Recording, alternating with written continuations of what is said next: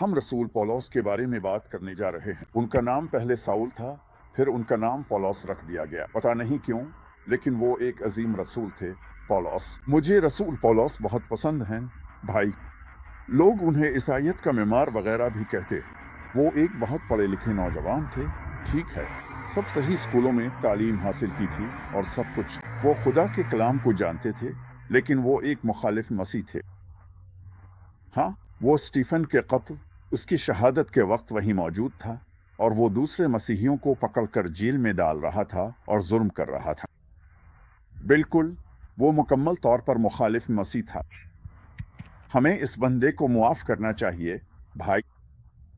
कितने मसीही हैं, भाई। हमें लोगों को नीचा दिखाने में मजा आता है।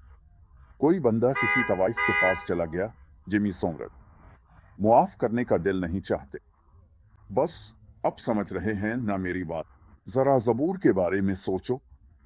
याद है, मेरी जवानी के गुनाहों को याद न कर। पता है, हमारे पास है। अगर आपका बंदा मसीही है, कहता है मुझे मुआफ कर दो, भाई, तो बेहतर है कि आप मुआफ कर दो। खैर, पुलिस, वो घूम रहा था, अचानक अपने घोड़े से नीचे आ गिरा।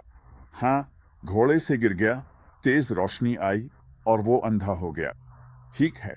और वो कहता है, साउल, तुम मुझे क्यों सता रहे हो? तुम कौन हो जिसे मैं सता रहा हूं? मैं यसू हूं, जिसे तुम सता रहे हो। यसू, मतलब अब जानते हैं।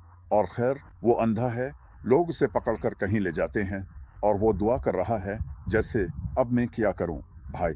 यानी इस तब्दीली की बात करो जो वो गुजार रहा है और जिससे वो जिदोजहद कर रहा है।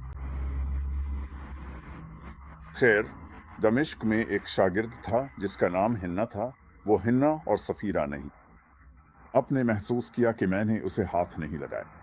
मैं किसी वक्त करूंगा। बहरहाल,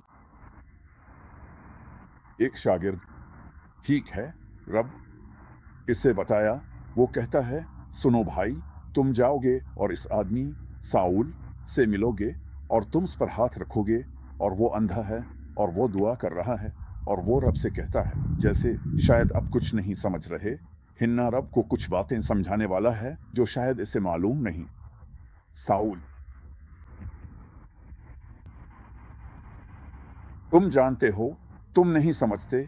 खैर, वो जाता है और कहता है, भाई साउल, अल्फाज का इंतखाब देखो, भाई साउल, और वो इस पर हाथ रखता है, ठीक है, और उसकी आंखों से कुछ छिलकों जैसी चीजें गिर जाती हैं। तुम जानते हो, यहूदी जुज़वी तौर पर अंधे हैं।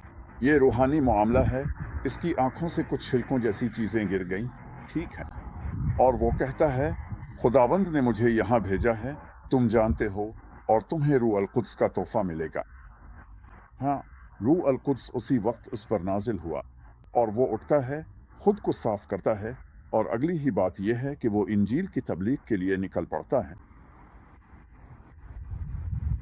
ये अजीम नामुमकिन था। मुझे वो आदमी बहुत पसंद है।